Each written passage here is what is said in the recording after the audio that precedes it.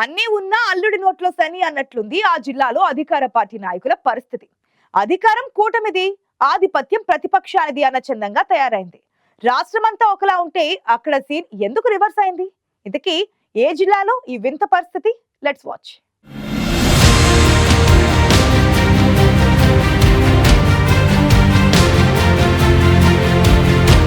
2019లో రాష్ట్రమంతా గిరగిరా తిరిగిన ఫ్యాన్ 2024లో ప్లగ్ పీకేసినట్లు అయిపోయింది. రాష్ట్రంలో మెజారిటీ నియోజకవర్గాల్లో ఆ పార్టీ ఉనికే ప్రశ్నార్థకం అన్నట్లుంది.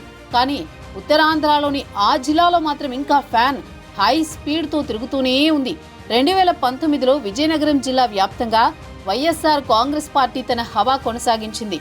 9 నియోజకవర్గాల్లో గెలుపొందడమే కాకుండా స్థానిక సంస్థలో కూడా సత్తా చాటింది.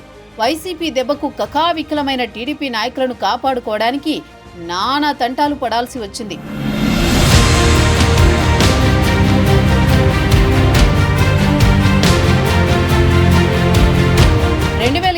ఎన్నికల్లో సీన్ రివర్స్ అయింది. 9కి 9 నియోజకవర్గాల్లో టీడీపీ కూటమి సత్తా చాటింది. అప్పటిదాకా తిరుగులేదనుకున్న వైసీపీకి ఒక్క సీటు కూడా దక్కకుండా పోయింది. అయితే స్థానిక సంస్థల్లో మాత్రం వైఎస్ఆర్సీపీ ఇంకా బలంగానే ఉంది. దీంతో ఉమ్మడి విజయనగరం జిల్లాలో అధికార పార్టీ నుంచి 2 మంత్రులు, 9 మంది శాసనసభ్యులున్నా విపక్ష పార్టీ ఆధిపత్యమే ఇంకా నడుస్తోంది.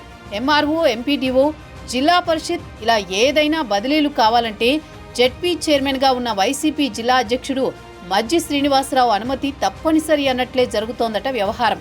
అధికారంలో ఉన్నా మాట నెగ్గకపోవడంతో ఈ వ్యవహారాలపై తెలుగు తమ్ముళ్లు గుర్రుగా ఉన్నారు. అధికారం మనదైనా ఆధిపత్యం వారిదన్నట్లు జిల్లాలో పాలన సాగుతోందని తమ్ముళ్లు తలలు పట్టుకుంటున్నారు.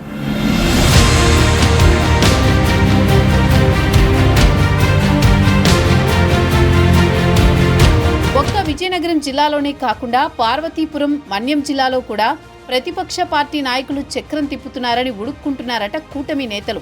గ్రామ, మండల స్థాయి నుంచి జిల్లా స్థాయి దాకా ప్రతిపక్ష నాయకుల హవానే నడుస్తోందని సనుక్కుంటున్నారు. ఎవరికి ఏ పని కావాలన్నా జిల్లా పరిషత్ చైర్మన్ మజ్జి శ్రీనివాసరావుని ప్రసన్నం చేసుకుంటే చాలని సొంత పార్టీ నేతలు గుసగుసలాడుకుంటున్నారు. మండల కేంద్రాల నుంచి జిల్లా పరిషత్ వరకు వైసీపీ ప్రభుత్వంలో పోస్టింగులు వచ్చిన ఉద్యోగులే ఉండడంతో అంతా వారి కనుసన్నల్లోనే జరుగుతోందని, అధికార కూటమి నాయకులను కనీసం పట్టించుకోవడం లేదని విమర్శలు వినిపిస్తున్నాయి.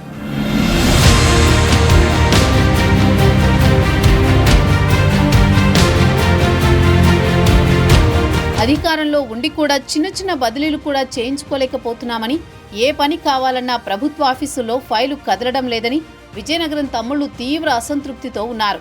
ఇన్నాళ్లు జెండా మూసి పార్టీని అధికారంలోకి తెచ్చినా సరైన గుర్తింపు లేదంటున్నారు కూటమి పక్షాల కార్యకర్తలు. పోలీస్ కానిస్టేబుల్ నుంచి ప్రభుత్వ ఉపాధ్యాయుల వరకు ప్రతి చోట ప్రతిపక్ష నాయకుల మాటే చెల్లుబాటవుతోందనేది కూటమి నేతల ఆవేదన.